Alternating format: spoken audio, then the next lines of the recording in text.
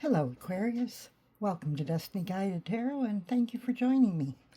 This is going to be a general reading for Aquarius, Sun, Moon, Rising, and Venus.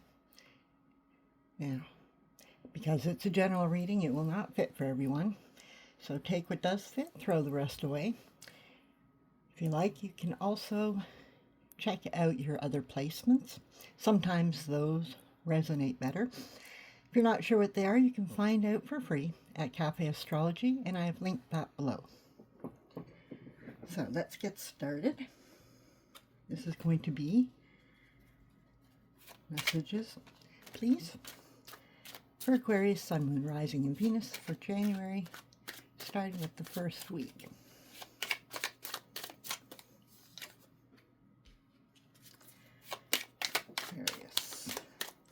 Messages for Aquarius, first week.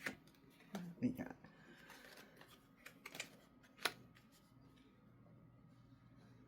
a whole bunch of all ones there. That's great. One more, please. And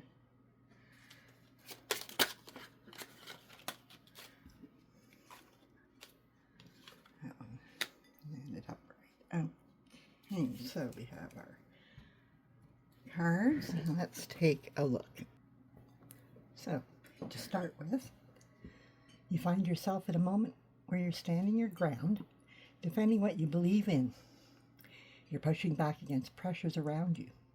This suggests that recently, or even right now, you've had to assert yourself. Perhaps someone questioned your choices, or you've been asked to prove your worth in work or creative or personal situation. There's a sense of being outnumbered, yet still holding the higher ground. Okay? Maybe you've been saying no more often, or refusing to compromise your integrity. You might feel a little tired, but you're stronger than you realize.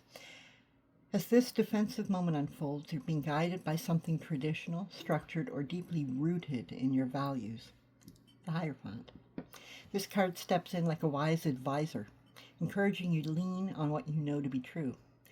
Now, this could look like different things, okay? Returning to a long-held belief or principle, or maybe seeking guidance from a mentor or a trusted advisor, perhaps reconnecting with your spiritual or cultural traditions, or following established knowledge or rules that actually serve you. In many ways, the Hierophant shows that you're not fighting alone. You have lineage, wisdom, or a support system at your back. Yet right beside this outer authority lies a quieter, subtler guide, the High Priestess. While the Hierophant speaks to external knowledge, she represents inner knowing. It's as if you're being shown that your journey requires both, right? Respect for established wisdom, but also deep trust in your intuition. You may find that your dreams are vivid right now. Your inner voice may be louder, or coincidences may be more meaningful. This card encourages you to pause, observe, and feel your way through decisions.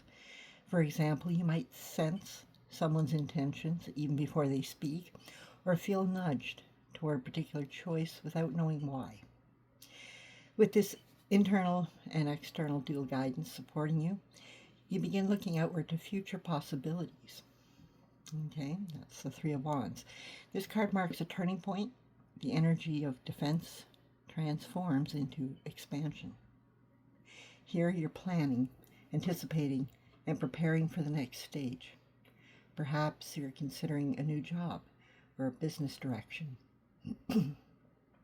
Maybe a move or a physical relocation, or growing a creative project, expanding a relationship, or stepping into something more committed. It's a card of readiness. Your ships are either coming in or you're about to send them out. The key is that momentum is building. And then enters the Knight of Swords, charging ahead with clarity and determination. This suggests that once you've committed to your path, things may move quickly, perhaps faster than expected. This knight is bold, direct, and unapologetically driven. Expect sudden decision or opportunity, or a need to act swiftly. Communication coming in sharply or decisively. A moment where your mind takes the lead and you feel compelled to say or do something without hesitation. This can be the arrival of a message the bold conversation you've been putting off, or the sudden surge of willpower to make a change.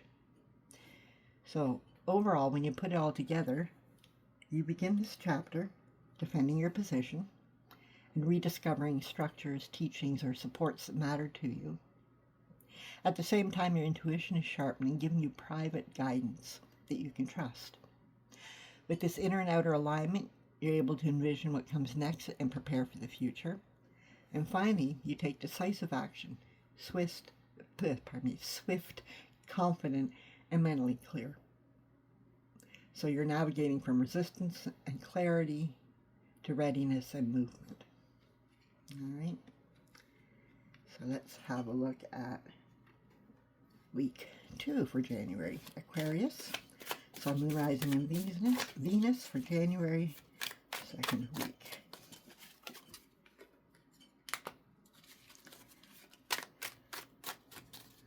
Aquarius, please. Messages. There's the High Priestess again. That's interesting.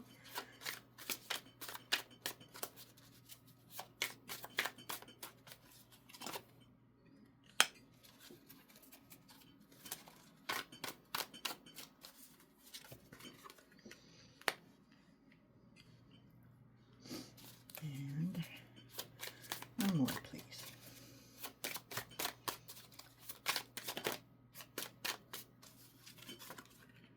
There we go.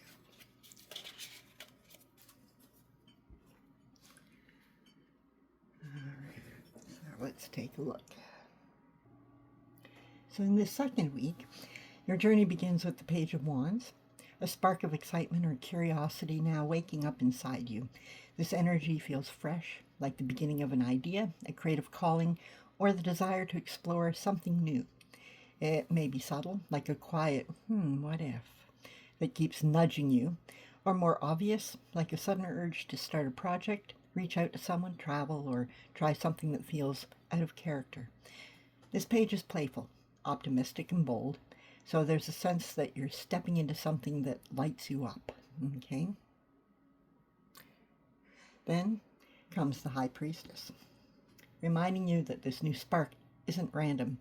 It's connected to something deeper. She urges you to sit with the idea and listen to your intuition before leaping. You might feel a gut sense that this new direction matters, synchronicities lining up, dreams offering symbols of clarity, a pull towards someone or something that you can't yet explain. The High Priestess often appears when your inner world is speaking louder than usual. She suggests that while the page brings enthusiasm, your inner knowing will provide the direction. As you follow this inner guidance, you move into the Nine of Cups, a card of emotional fulfillment and personal satisfaction. This suggests that what you're drawn to has the potential to genuinely make you happy. Not just this is fun, but this feels right. You may notice relief or joy when imagining yourself pursuing this new beginning. Small manifestations or wins showing up. Encouragement from others or from life itself that you're on track. The Nine of Cups is a wish card. It implies that what you want is not only possible, but closer than you think. This could be the success of a creative idea, a gratifying relationship milestone, a lifestyle change, or simply a period of emotional contentment. From that place of confidence, you move into the Three of Pentacles, which brings collaboration, skill building, and tangible progress.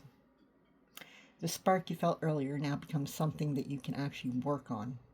Examples of how this might appear would be finding the right people to help you build your vision, or getting recognition at work, or being invited into a team. Developing a skill through study, practice, or mentorship. Beginning a project that combines your talents with others' abilities. Whatever this is, it's not just a solitary dream. You're constructing something solid with others, or at least building the foundation for long-term success. And then the week concludes with the Fool, a leap of faith. This signifies that after exploring your inspiration and trusting your intuition, feeling the emotional reward and building the structure, you're now ready to step into something brand new. The Fool encourages us to trust the process, even if the path ahead is unfamiliar.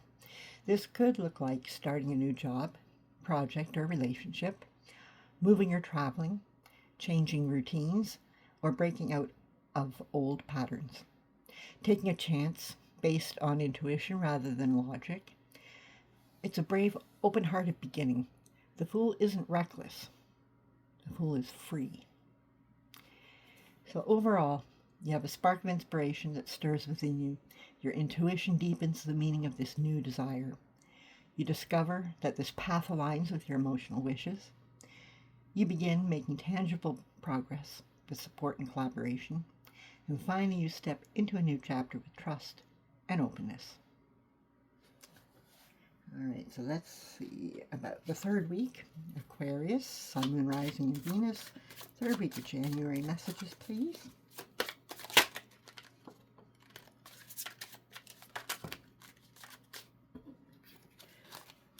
Start with Knight of Wands.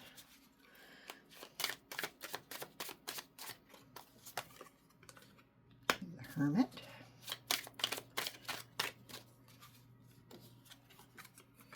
Star, that's a nice one.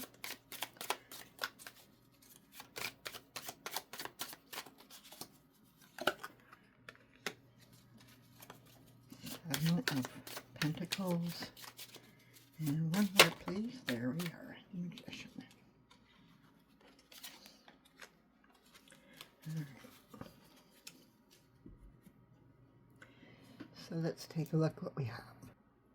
So this third week begins with the Knight of Wands, a burst of fiery motivation and daring movement. This night represents a moment when you're filled with energy, drive, and maybe even restlessness. You've likely felt the urge to act quickly, start something new, chase a passion, take a risk, or break free from limitations. This could look like a sudden desire to launch a creative or business idea, feeling inspired to make travel plans or relocate, passion surging in a relationship, or a need to escape stagnation and do something bold. The Knight of Wands doesn't wait, he acts. Okay? But he also acts from instinct and excitement rather than long-term strategy. And then everything slows down with the Hermit. After that burst of momentum, you're encouraged to pause and reflect. The Hermit suggests that while your fire was real, it needed direction. This is a moment of turning inward and asking yourself, what am I really pursuing? What do I truly want? This reflective stage may show up as wanting more solitude than usual, or pulling back from people or distractions, evaluating your deeper motivations, recognizing that passion alone isn't enough. You need clarity. The Hermit is your lantern, illuminating the path so you don't charge forward blindly. As you settle into this introspection, the Star appears, a beautiful sign of renewal, hope, and reconnection with your purpose. After the Hermit's quiet searching, you rediscover inspiration, but this time it's softer, purer, and deeply aligned with your spirit. This could manifest as a clear vision for your future, healing from old disappointments or exhaustion, feeling spiritually guided or supported, an idea that feels divinely timed or destined. The Star shows that your inner compass is pointing in the right direction.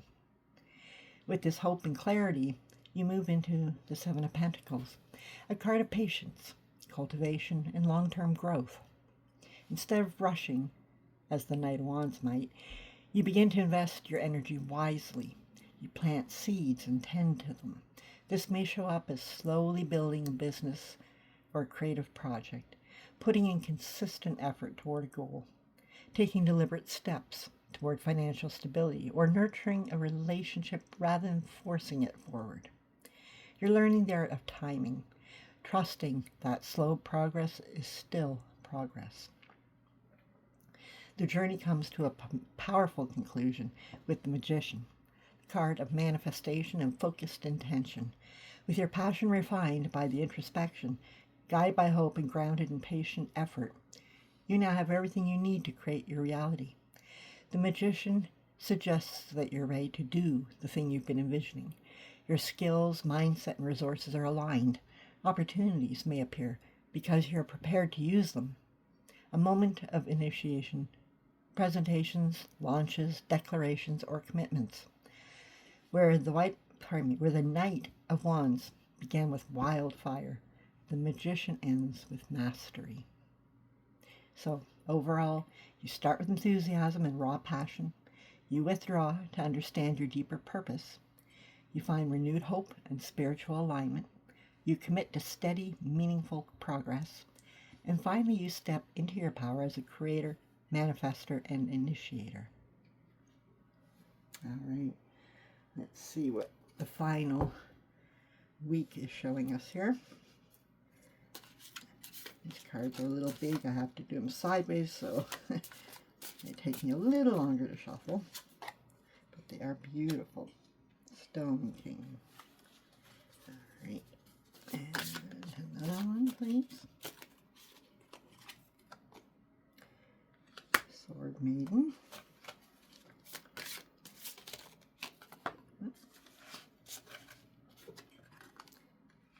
Grail. 3. This is from the Arthurian Tarot. I love it. I just wish the cards are a little smaller so it'd be easier for me to shuffle. I have small hands. So Grail 5 and one more, please.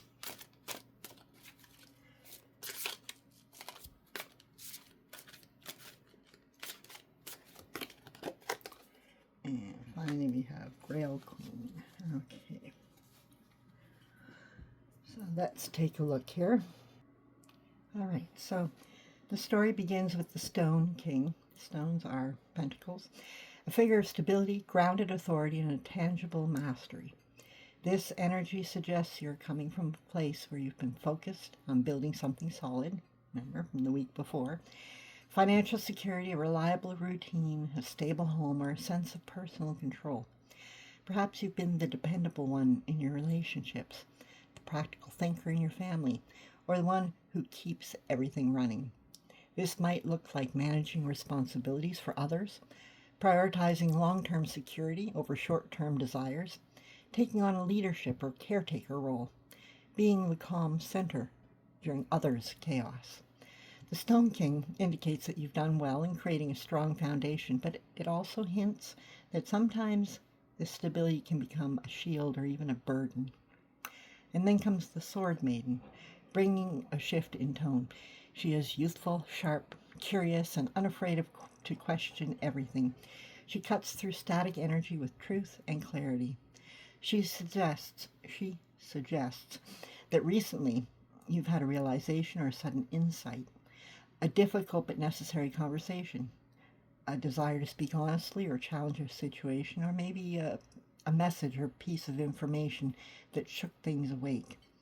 So where the Stone King builds and maintains, the Sword Maiden disrupts, analyzes, and asks, is this really what you want? Her presence can bring both liberation and discomfort. As this clarity enters your life, you move into the Grail 3, a card of emotional connection, support, and shared joy. This indicates a period or an opportunity for community, reconnection, and celebration. You may find friends offering comfort or encouragement. You may find opportunities to collaborate or socialize, a romantic connection, becoming more emotionally open, or a sense of belonging resurfacing after isolation. This is the moment where others remind you that you're not alone. The Sword Maiden's truths may have cracked something open, but the Grail 3 fills that space with warmth and companionship. However, the story then turns inward with Grail 5, the card of sorrow, disappointment, or emotional loss. This doesn't mean catastrophe. It often reflects processing something that has already happened. For example, grieving an expectation that didn't materialize, or feeling the absence of someone emotionally, regretting a choice, or replaying a moment in your mind.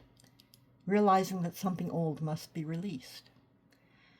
The Grail 5 often appears when the heart is recognizing its own wounds, sometimes triggered by the Sword Maiden's truths. But it also reminds you not all is lost. 2 cups are still standing. There is something left to build with. Your journey then culminates with the Grail Queen, a figure of emotional wisdom, compassion, and intuitive mastery. She is the healer who emerges after the storm. She suggests that through this emotional process, joy and sorrow, clarity and reflection, you arrive at a deeper understanding of your own heart. The Grail Queen embodies emotional maturity, strong intuition, the ability to nurture yourself and others, and a calm, empathetic presence. She shows that your emotional landscape is settling into something empowered. What was once an ache becomes insight. What was once confusion becomes intuition. So overall, you begin grounded and strong, but something or someone brings new insight that challenges the status quo. This opens the door to meaningful support and joyful connection, but also stirrings of unresolved emotion or grief. Ultimately, you emerge wiser, softer, and more intuitively aligned. So it's a journey from stability to clarity to connection to emotional release to emotional mastery. So I hope you've enjoyed this reading. I find it fascinating looking at the whole month in a week-by-week fashion. If you like this, please give it a thumbs up. You can also subscribe and click the notification button if you want to know when I release new content. I thank you again for joining me, and I hope you have a wonderful holiday season, and I will see you again on the next round. Thank you. Bye-bye.